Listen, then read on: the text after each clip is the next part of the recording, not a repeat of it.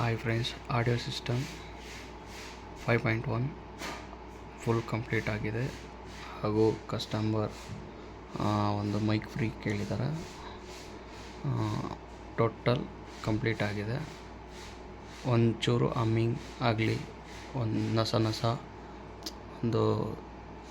ಒಂಚೂರು ಸೌಂಡ್ ಇಲ್ಲದೆ ನೀಟಾಗಿ ರೆಡಿ ಮಾಡಿಕೊಡಲಾಗಿದೆ. ಹಾಗೆ ಇಂಟೀರಿಯರ್ ನೋಡಲಾದರೆ ಹೀಗಿರುತ್ತೆ. ಇಲ್ಲಿ ಸ್ಪೇಸ್ ಏನಕ್ಕಂದರೆ ನೆಕ್ಸ್ಟ್ ಪಿಕ್ಚರಲ್ಲಿ ಇನ್ನೊಂದು ಸಬ್ಬು ಹಾಕೊಬೇಕಂದ್ರೆ ಅವರು ಯೂಸ್ ಆಗುತ್ತೆ. ಅದಕ್ಕೋಸ್ಕರ ರೆಡಿ ಮಾಡಿದ್ದೀನಿ. ಪರ್ಫೆಕ್ಟ್ 5.1 ರೆಡಿಯಾಗಿದೆ. ನಾವು ಬ್ಲೂಟೂತ್ ಆಗಲಿ, ನಾವು ಪೆನ್ ಡ್ರೈವ್ ಆಗಲಿ ಪ್ರತಿಯೊಂದು ಯೂಸ್ ಮಾಡೋದು ಒಳ್ಳೆ ಆಡಿಯೋ 5.1 ಕ್ಲಾರಿಟಿ 100% ಇರುತ್ತೆ.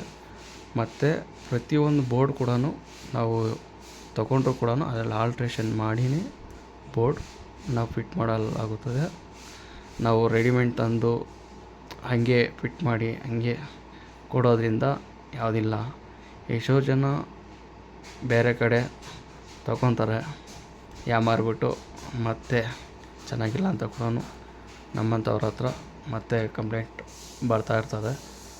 ಆದ್ರೂ ನಾನು ಏನು ಹೇಳ್ತೀನಿ ಅಂದರೆ, ಸುಮಾರು ಆಪ್ಷನ್ಗಳಿದೆ, ಸುಮಾರು ಡಿಕೋಡರ್ಗಳಿದೆ, ಸುಮಾರು ಏನೇನೋ ಆಪ್ಷನ್ ಕೊಟ್ಟಿದ್ದಾರೆ. ಬಟ್ ಒಳ್ಳೆ ಆಡಿಯೋ ಕೇಳೋದಕ್ಕೋಸ್ಕರ ಕಸ್ಟಮರು ಆಸೆ ಬೀಳ್ತಾರೆ. ಪ್ರತಿಯೊಬ್ಬರು 1 ಲಕ್ಷ 2 ಲಕ್ಷ ದುಡ್ಡು ಮಾಡ್ತಾಯಿದ್ದಾರೆ. ನಾವು ಅಷ್ಟೆಲ್ಲ ಬೇಡ, 2,000 ದುಡ್ಡು ಮಾಡಿದ್ರೂ ಅವ್ರಿಗೆ ತೃಪ್ತಿ ಆಗಬೇಕು. ಆ ಥರ ಮಾಡಿಕೊಡ್ತಾಯಿದ್ದೀನಿ. ಇನ್ನೊಂದೇನೆಂದರೆ, ಆ ಕಸ್ಟಮರ್ಗೆ ಯಾವತ್ತೂ ಆಡಿಯೋಗಳಲ್ಲಿ ಮಿಸ್ಟೇಕ್ ಆಗಬಾರ್ದು, ಆ ಥರ ಮಾಡಿಕೊಡ್ತೀವಿ. ನಾವು ಆ್ಯಕ್ಚುಲಿ ಪದೇ ನಾವು ರಿಮೋಟಲ್ಲಿ ಸೆಟ್ ಮಾಡ್ಕೊಂಡು ಕೂತಿರೋಕ್ಕಾಗಲ್ಲ. ಇದಾದರೆ ಒಂದೇ ಕಿತ್ತ ಲಾಕ್ ಮಾಡಿ ಇಟ್ಬಿಡ್ಬೋದು. ಇನ್ನೊಂದು ಏನಂದರೆ, ಅವ್ರು ಎಷ್ಟೇ ದಿನ ಆದ್ರೂ ಆಡಿಯೋ ಕೇಳೋ ಥರ ಇರಬೇಕು. ಈಗ 1 ಲಕ್ಷ ಬಂಡವಾಳ ಹಾಕ್ಬಿಟ್ಟು ಆ ಕಸ್ಟಮರು ಒಂದು ತಿಂಗಳು ಓಡಿಸ್ತಾರೆ. ಅದಾದಮೇಲೆ ಇಷ್ಟು ದುಡ್ಡು ನಾನು ಹಾಕ್ಬಿಟ್ನಾ ಅಂತ ಕೂಡ ಅರ್ಧ ಜನ ಯೋಚನೆ ಮಾಡ್ತಾರೆ. ಅದ್ರ ಬದಲು ಒಂದು ನಾರ್ಮಲ್ ಸಿಸ್ಟಮ್ ಮಾಡಿದರೆ ಸಾಕಾಗಿತ್ತಲ್ಲ ಅಂತ ಕೂಡ ಹೇಳ್ತಾರೆ. ಬಟ್ ನಾನು ಏನು ಹೇಳ್ತೀನಿ ಗೊತ್ತಾ, ಲಕ್ಷ ಹಾಕಲಿ, 10 ಲಕ್ಷ ಹಾಕಲಿ, ಇಲ್ಲ 10 ರೂಪಾಯಿ ಹಾಕಲಿ, ಒಳ್ಳೆ ಆಡಿಯೋ ಸಿಸ್ಟಮ್ ತಗೊಳ್ಳಿ, ಬೇಡ ಅನ್ನಲ್ಲ. ಪ್ರತಿಯೊಂದು ಟೆಕ್ನಿಷಿಯನು ಡಿಫ್ರೆಂಟ್ ಕಂಡುಹಿಡಿತಾರೆ, ಡಿಫ್ರೆಂಟಾಗಿ ಮಾಡ್ತಾರೆ. ಒಬ್ಬೊಬ್ಬರು ಒಂದೊಂದು ಥರ ಆಸೆ ಇರ್ತಾರೆ. ಈ ಡಿಕೋಡ್ರಲ್ಲಿ ಅದು ಬರುತ್ತೆ, ಇದರಲ್ಲಿ ಅದು ಬರುತ್ತೆ ಅಂತಾರೆ. 100% ಹೇಳ್ತೀನಿ, ಪ್ರತಿಯೊಂದು ಡಿಶ್ಸು ಪ್ರತಿಯೊಂದು ಮನೆಯಲ್ಲೂ ಯೂಸ್ ಮಾಡ್ತಾರೆ. ಎಲ್ಲರೂ ಇಂಟರ್ನೆಟ್ ಹಾಕ್ಸ್ಕೊಂಡೆ ಯೂಸ್ ಮಾಡೋರು ಯಾರೂ ಇಲ್ಲ.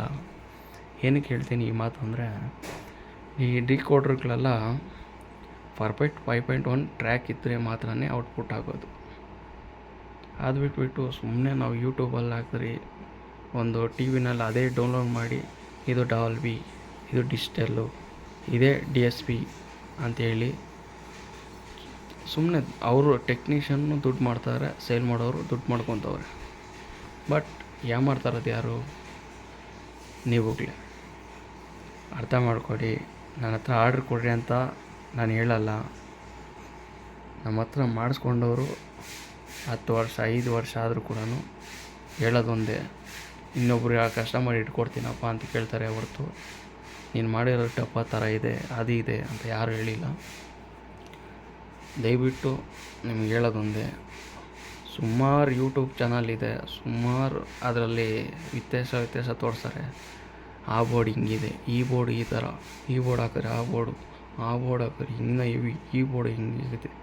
ಫಸ್ಟ್ ಆಫ್ ಆಲ್ ಒಂದು ಮನೆಗೆ ಎಷ್ಟು ಇರಬೇಕು, ಏನು ಬೇಕು, ಅವ್ರಿಗೆ ಔಟ್ಪುಟ್ ಯಾವ ಥರ ಬೇಕು ಅನ್ನೋದು ಮ್ಯಾಚ್ ಇರಬೇಕು. ಮತ್ತು ಒಬ್ಬೊಬ್ಬರು ಸ್ಪೀಕರ್ ಇಟ್ಟಿರ್ತಾರೆ, ಆ ಸ್ಪೀಕರಿಗೆ ನಾವು ಎಷ್ಟಾಗಬೇಕು ಅಷ್ಟೇ ಆಗಬೇಕು. ಅದು ಬಿಟ್ಬಿಟ್ಟು ದೊಡ್ಡ ಐಸ್ ಹಾಕಿ, ಈ ಬೋರ್ಡ್ ಹಾಕಿ, ಆ ಬೋರ್ಡ್ ಹಾಕಿ, ದುಡ್ಡು ನೀವೇ ಖರ್ಚು ಮಾಡ್ತೀರಾ. ಮತ್ತು ಈ ಬೋರ್ಡ್ಗಳೆಲ್ಲ ರೇಟ್ ಜಾಸ್ತಿ ಆಗ್ತಾರೆ, ಕಾರಣನೇ ನೀವುಗಳು. ಏನಕ್ಕೆ ಈ ಮಾತು ಹೇಳ್ತೀನಂದರೆ, ಯಾವ ಬೋರ್ಡ್ ಹಾಕ್ತೀರ ಅನ್ನೋದು ಇಂಪಾರ್ಟೆಂಟ್ ಆಗೋಲ್ಲ, ಕ್ಲಾರಿಟಿ ಹೇಗಿದೆ ಅನ್ನೋದೇ ತುಂಬ ಇಂಪಾರ್ಟೆಂಟ್ ಆಗಿರುತ್ತೆ. ಈಗ ಅರ್ಧ ಜನ ಪಾಪ ಓದಿರಲ್ಲ, ಏನಿರಲ್ಲ, ಆ ಥರವರು ಯಾಮಾರ್ಬಿಟ್ಟು 80,000 1 ಲಕ್ಷ ಕೊಟ್ಟು ಒಂದು ಬ್ರ್ಯಾಂಡೆಡ್ ಆಮ್ ತಗೊಂಬರ್ತಾರೆ. ಬಟ್ ಆ ಬ್ರ್ಯಾಂಡೆಡ್ ಆಂಪ್ ಕರೆಕ್ಟಾಗಿ ಯೂಸ್ ಮಾಡೋಕ್ಕೆ ಬಂದರೆ ಮಾತ್ರನೇ ಅದು ಆಡಿಯೋ ಫೀಲ್ ನಿಮಗೆ ಇಷ್ಟ ಆಯ್ತಂದರೆ ಅದನ್ನು ಚೂಸ್ ಮಾಡೋದು. ಬಟ್ ಅದು ರಿಪೇರಿ ಮಾಡೋಕ್ಕೆ ತುಂಬ ಕಷ್ಟ ಆಗುತ್ತೆ. ಇದಾದರೆ ನಾವು ಈಸಿಯಾಗಿ ರೆಡಿ ಮಾಡ್ಕೊಂಡು ಹೋಗ್ಬೋದು. ಬಟ್ 1,00,000ದಲ್ಲಿ ಇರೋ ಆಡಿಯೋ ಕ್ವಾಲಿಟಿ ಜಸ್ಟ್ ನಾವು ಸ್ಟೀರಿಯೋನಲ್ಲೇ ತರಿಸ್ಬೋದು. ಅದು ಪ್ರತಿಯೊಂದು ಟೆಕ್ನಿಷಿಯನ್ ಕೈಯಲ್ಲೂ ಇದೆ, ಅದು ಬೋರ್ಡ್ ತಯಾರು ಮಾಡಿದವ್ರ ಕೈಯಲ್ಲೂ ಇರುತ್ತೆ. ಬಟ್ ಬಿಗ್ನೆಸ್ಗೋಸ್ಕರ 3 ತಿಂಗಳಿಗೊಂದ್ಸತಿ 6 ತಿಂಗಳಿಗೊಂದ್ಸತಿ ವಿಚಿತ್ರ ಬೋರ್ಡ್ಗಳು ತಯಾರು ಮಾಡಿ ಈ ಬೋರ್ಡು ಈ ರೇಂಜಲ್ಲಿ ಬರುತ್ತೆ, ಆ ಬೋರ್ಡು ಹಂಗೆ ಬರುತ್ತೆ ಅಂತ ಹೇಳಿ ಆಸೆ ಇಟ್ಟು ನಮ್ಮನ್ನು ಎಲ್ಲ ಹಳ್ಳಕ್ಕೆ ತಳ್ತಾರೆ. ಅರ್ಥ ಮಾಡಿಕೊಂಡ್ರೆ ಒಂದು ಸ್ವಲ್ಪ ಕಾಸು ಉಳಿತದೆ. ಈಗ ಎಲ್ಲ ನಾವು ಹೇಳಲ್ಲ, ಎಲ್ಲನ ತರಿಸ್ಕೊಳ್ಳಿ, ಖುಷಿನೇ. ಬಟ್ ಏನು ಹೇಳ್ತೀನಂದರೆ ಸಿಕ್ಕಾಪಟ್ಟೆ ದುಡ್ಡು ಹಾಕಿ ಯೋಚನೆ ಮಾಡಿ ದುಡ್ಡು ಹಾಕಿ.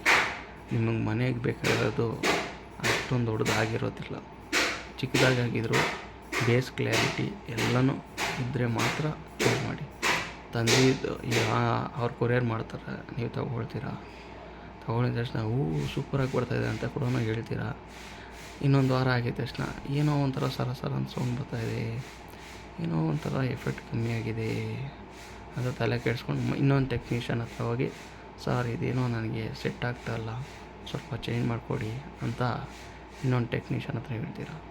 ಅವನು ಮಾಡ್ತಾನೆ, ಅವನು ದುಡ್ಡುಗೋಸ್ಕರ ರೆಡಿ ಮಾಡಿಬಿಟ್ಟು ಏನಂತಾನೆ, ನೋಡಿ ಹೆಂಗೆ ಬರ್ತದೆ ನೋಡಿ ಸೂಪರಾಗಿ ಬರ್ತದೆ ಅಂತ ಅವ್ರ ಹತ್ರ ಹಾಕಿ ತೋರ್ಸೋರು.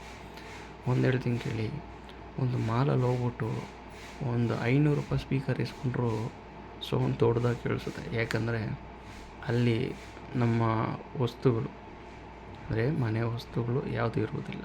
ಅಲ್ಲಿ ಹಾಲ್ ದೊಡ್ಡದಾಗಿರುತ್ತೆ, ಮತ್ತು ಎಲ್ಲ ಕ್ಲೋಸ್ ಆಗಿರುತ್ತೆ, ಮತ್ತು ಹಾಗೆ ಅಲ್ಲಿ ಐಟಮ್ಗೆ ಆ ಸೌಂಡ್ಗೆ ಫುಲ್ಲು ಕವರ್ ಆಗುತ್ತೆ, ಮತ್ತು ನಮ್ಮ ಕಿವಿಗೆ ದೊಡ್ಡದಾಗಿ ಸೌಂಡ್ ಕೇಳಿಸುತ್ತೆ. ಅದೇ ಸ್ಪೀಕರ್ ಆಚೆ ತಗೊಂಬಂದರೆ ಆ ಸೌಂಡ್ ಬರಲ್ಲ. ಅದಕ್ಕೆ ಕಾರಣ ಏನು, ಇಲ್ಲಿ ಲೈಟ್ ಹಾಕಿ ಮಾಡಿಸೋರು ಜಾಸ್ತಿ ಆಗಿದ್ದಾರೆ ಹೊರತು ನಿಜ ಹೇಳಿ ಯಾರೂ ನಂಬೋದಿಲ್ಲ. ನನ್ನ ಹತ್ರ ಇಲ್ಲಾಂದರೂ ಒಂದು 35 ಜನ ಮೇಲೆ ಕಾಲ್ ಮಾಡಿದರು.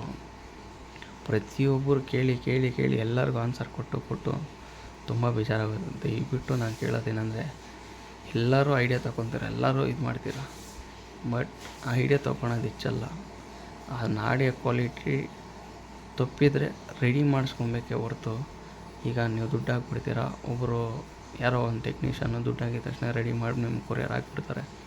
ಮತ್ತು ಆ ಟೆಕ್ನಿಷಿಯನ್ ಹತ್ರ ನೀವು ರೆಡಿ ಮಾಡಿಸ್ಕೊಂಬಂದರೆ ಎಷ್ಟು ಕಷ್ಟ ಬೀಳಬೇಕು ಅನ್ನೋದು ನಿಮಗೆ ಗೊತ್ತಿರುತ್ತೆ, ಅದು ಅನುಭವ ಕೂಡ ನಿಮಗಿರುತ್ತೆ. ಅರ್ಥ ಮಾಡಿಕೊಂಡು ಮಾಡಿಸ್ಕೊಳ್ಳಿ.